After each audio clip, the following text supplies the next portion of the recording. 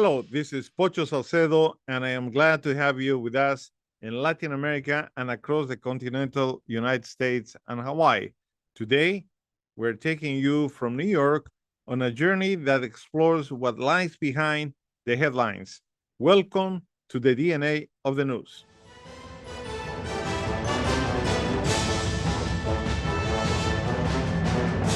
Child labor has existed since ancient times as part of communal and familiar life, but the abuses of industrialization drew a line between acceptable work and harmful exploitation for minors. Despite the protections that have been in place for over 85 years, some U.S. states are now thinking on lowering the legal working age. What is the reason for this change of direction? To explain why and how, we have in the house an expert in the subject, Dr. Betsy Wood. Welcome to the DNA of the news. Thank you so much for having me. Dr. Betsy Wood received her PhD in history from the University of Chicago with a focus on the 19th century United States.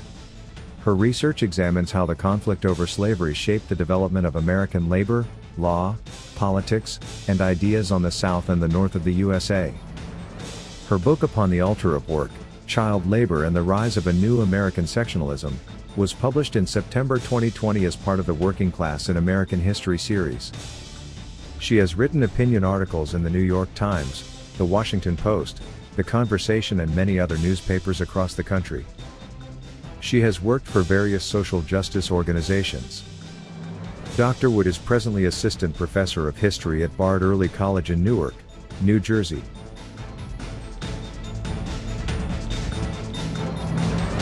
Well, thank you. And let's start at the beginning to gain a broader understanding of our topic today. In the past, young children routinely work legally in this country following the Civil War. As the industry grew, children as young as 10 years old or younger were sometimes laboring in industrial factories, retail stores, streets, farms, home-based industries. Can you tell us more about what that period prior to the labor movement and reforms were like? Yeah, I think there are a lot of misconceptions about the history of child labor in the United States. For example, I think most people, as you stated, realize that it was very commonplace for young people, for children as young as 10, or even below 10, to be working in industrial settings. They were often in dangerous occupations that we would now consider to be hazardous. There were certain industries that were very child labor intensive in United States history. For example, the textile industry was one of the most child labor dependent industries that was started in the South. So after the Civil War was over, the South began to industrialize. And as it did so, it started employing children and young people in very large numbers. This continued in other industries as well as the United States came sort of into the modern industrial period. I think that typically what a lot of people tend to assume is that we know that this happened, we know that it was really awful, and we imagine that the public realized this was not okay and that we needed to come together as a country to abolish child labor, and that this is what we did. So there's this narrative of progress, right? That the United States was able to abolish child labor and that this is a thing of our past. That story isn't really true, and it doesn't really capture the complexity of what happened historically. What actually happened was a battle over child labor that lasted for many decades, well over a century of US history, and going back and forth about this issue. And even though we did finally secure legislation at the federal level, most importantly, the Fair Labor Standards Act of 1938, that did give us our first federal law against child labor, there were ideological differences and cultural disputes that were really never resolved. And there was bitterness among the opposition, people in the business community that did not want this legislation, even regular citizens that agreed that this legislation was going too far, that the federal government should not be empowered to prevent and regulate the labor of children. There were disagreements about capitalism, about the free market, and what is it that creates a successful free market capitalist system. And these kinds of disputes were about the role of government in people's lives, the role of government in the marketplace, whether the family should ultimately be the ones deciding if their own children should be working. There were arguments about the moral value of labor, right? That this was something important for young people. And so I think that most people may not realize that those disputes continued. They extend into the present day. And I think what we're seeing happening now in the United States is a revival of those disagreements. Well, thank you very much. Thank you for giving us a broader picture. What were the key elements of the Act of 1938 signed by FDR? So the key elements, I mean, first of all, the Fair Labor Standards Act wasn't just about child labor. It was a broader piece of legislation that was meant to establish basic worker rights and protections in the workplace. So one of the things that it famously did was establish minimum wage laws. It established minimum hours for working 40 hours a week as a standard work week, that anything above that would be considered overtime, and that overtime pay should be compensated to workers. And the child labor provisions, they were meant to abolish the worst forms of child labor. So it ended up focusing a lot on the industrial child labor. It focused on hazardous occupations. It focused on the things that the public had, if for the most part, don't want to say that everyone agreed that it wasn't good, but kind of the more egregious forms of child labor, that this would not be appropriate. And it focused on, labor of children under the age of 14, most especially, abolished completely.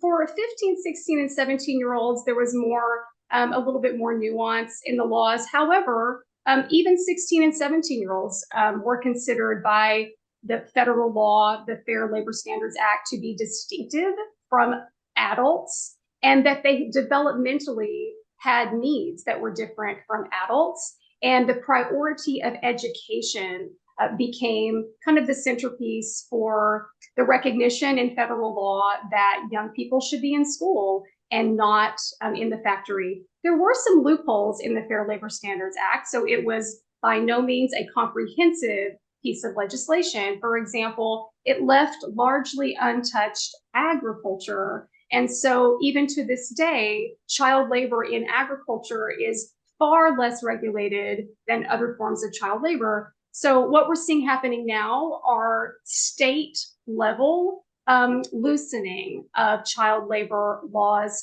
So this kind of back and forth between states and the federal standards is something that was always contentious, whether states should be setting those standards or whether the federal government should be setting the standards. And so that's sort of the background.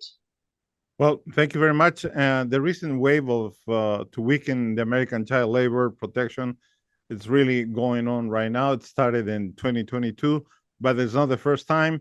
Ronald Reagan in the 1980s already started the process. But now in this year, states like Arkansas, Iowa, New Jersey, New Hampshire have introduced laws who are really challenging the protection established for minors. 14 and 17-year-olds can work on occupations that previously were off limits for minors. What is driving this change?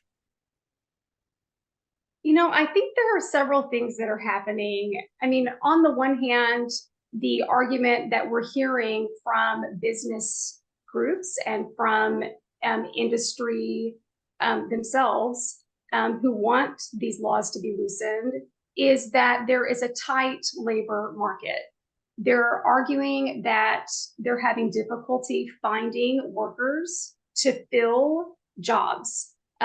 These jobs are low paying jobs, and they tend to be jobs that you can't really make a living on if you take a low wage job in an industry full time, that you wouldn't be able to make a living as an adult. And so the argument that they're making is that some of these laws make it difficult for them to fill their positions with teenagers, and that teenagers, want to do this work, that these jobs can be useful for them. The problem is that one of my colleagues and I, Dr. John Fleiter at Kansas State University, he's a constitutional scholar. We just co-authored an article looking into what's happening in the present day, and we found that there is a billionaire-backed think tank in Florida called the Foundation for Government Accountability that has been writing a lot of this legislation and sending it to states to see if they can get some interest in rolling back some state level laws. They have a broader agenda. If you look at their website, if you look at some of their other reports, and it's an agenda of kind of rolling back state government protections in general. So, for example, they have attacked Medicaid programs that provide government aid for poor people. They have gone after other kinds of government protections for labor. They're against labor unions. They have, you mentioned Ronald Reagan, a kind of free market approach to capitalism that I think is a bigger agenda for getting rid of a lot of government regulations in the market. And so when you say what's behind it, I think we could look at on the surface kind of what the arguments are being made for doing this. But we also have to ask, I think, why not make the jobs better jobs? Why not pay more? Right? I know there is inflation right now, and that companies are going to argue that it's very difficult for them to cut into their bottom line.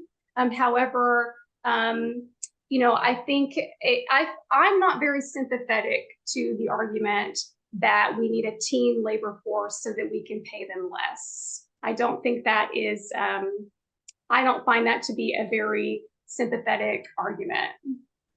Well, thank you very much. We will go to a short break and we will be right back with more about child labor.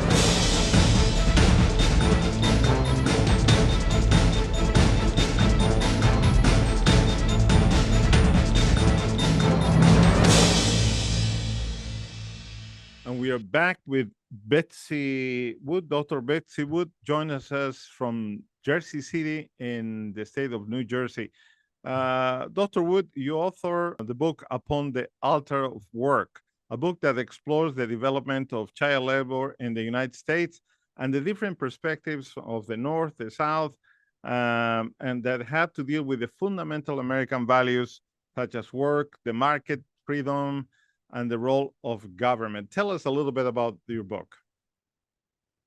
Yeah, so when I looked into, what had actually been written about the history of child labor in the United States, I found that narrative of progress was still very present, even in a lot of the scholarship. And so, there is some truth to it, right? There is truth to the story about child labor in the United States being what it was, so awful in industrial settings and dangerous occupations and so forth, and that finally the country was able to come together in the Great Depression, and as part of FDR's New Deal, support the passage of the Fair Labor Standards Act, which was upheld by the United States Supreme Court.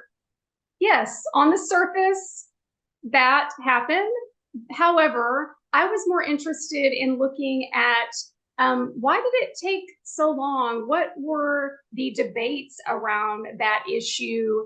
Who was behind the movement to abolish child labor, and how did they convince people to care about that issue and to ultimately win this victory in the FLSA? And what I found just absolutely blew me away and led to the book.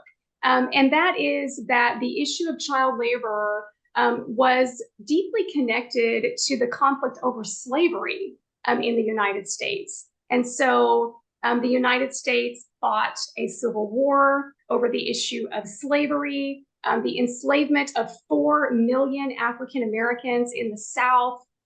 This was a bloody civil war that led to the victory of the Union Army, the North, and led to the emancipation of 4 million people in the South. And, you know, normally we wouldn't think of child labor or the history of child labor in the United States as having anything to do with that story, but we should, because that is a very important context for understanding debates about child labor. For example, the North is where the movement to abolish child labor was born. The first reformers that cared about ending the practice of child labor in the post-Civil War South were based in the North. And so the way the issue was talked about was often in terms of emancipation of these laboring children. It was often talked about in the context of North-South conflict, so that new industries in the South, as it was being industrialized, used the argument of aggressive Northern interference in the same way that they had used the argument of aggressive Northern interference in slavery. And so this type of North-South conflict and the language used to debate the issue continued for many decades. Even after the end of slavery itself, they were still using this language to fight about it. And so that's one of the things I wanted to look at. Yes, go ahead. All right. Well, this is an ongoing, I will say, cultural battle Yes. between the North and South. And now we have an ingredient. Investigative reports have revealed that children that migrated to the United States, most of them without documentation from Central America, are working today in some of the most dangerous jobs in the U.S., some even working overnight, stamping auto parts, while others as young as 12. In Florida, for example, they're working setting roofs in houses and construction, very dangerous work. There are about 250,000 of them. Tell us, how is that impacting this child labor vision in the North and in the South?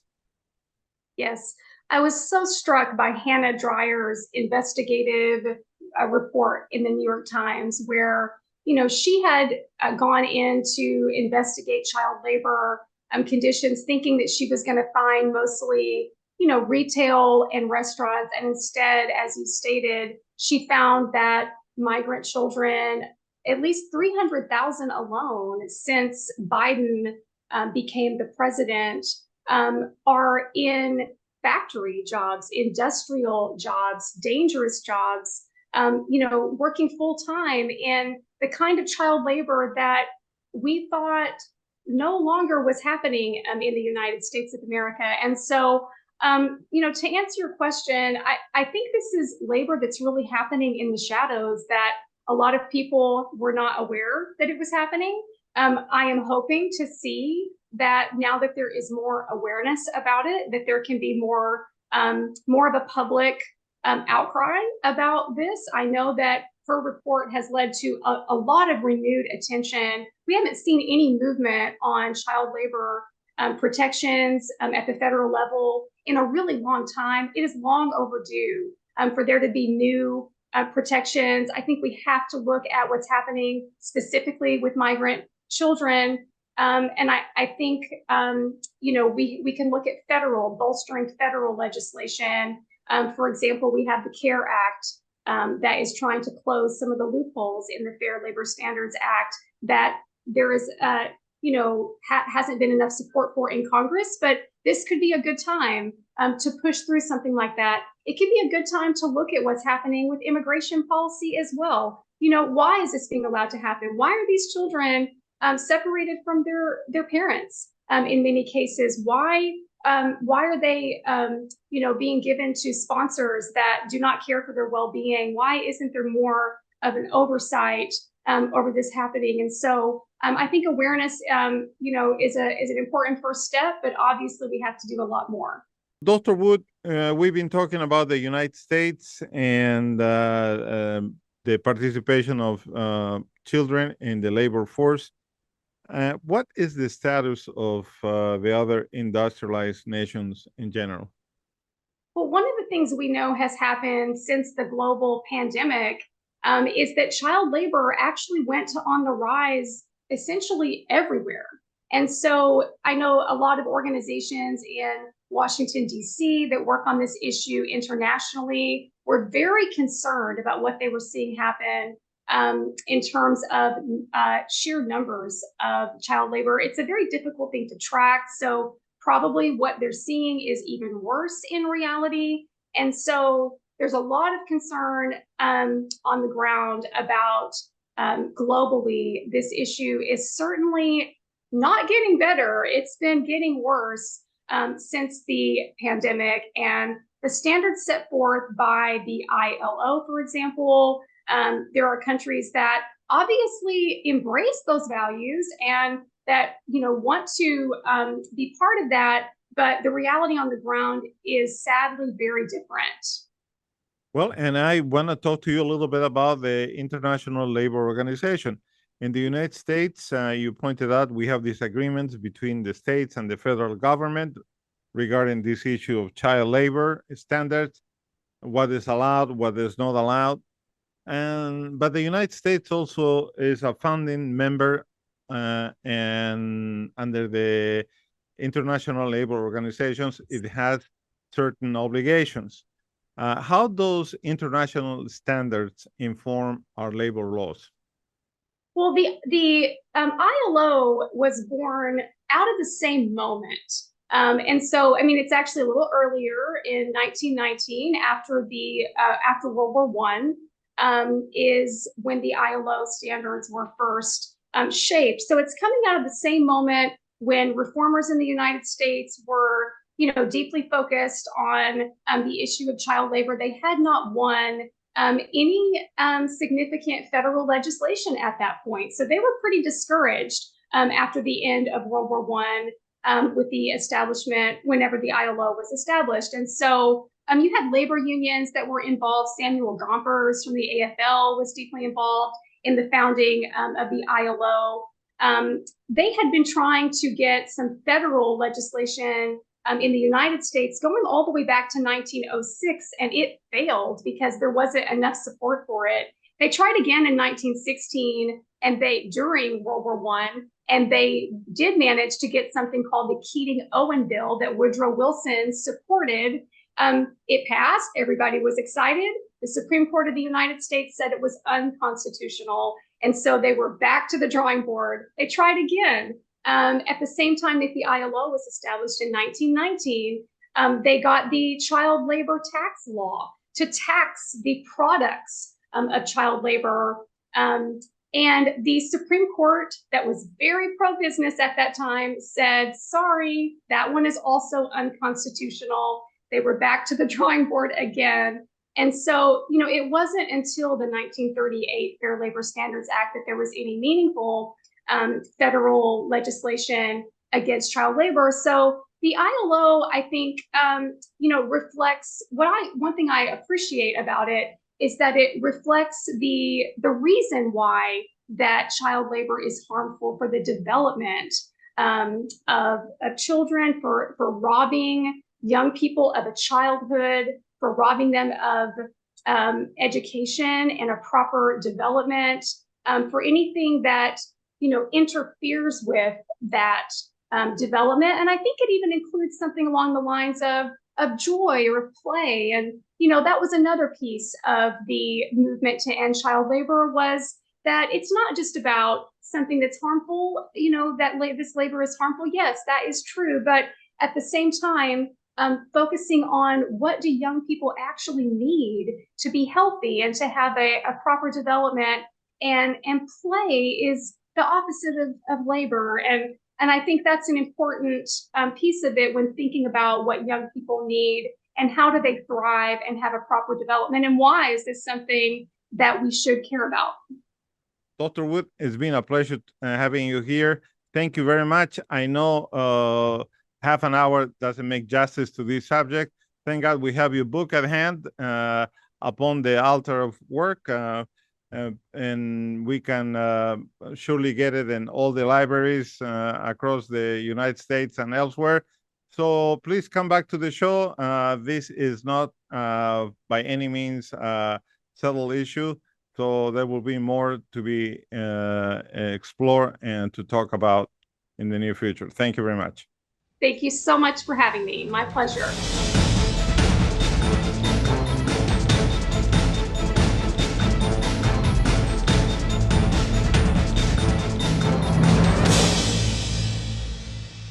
And thank you for tuning in and spending this time with us. Until next time, this is the DNA of the News.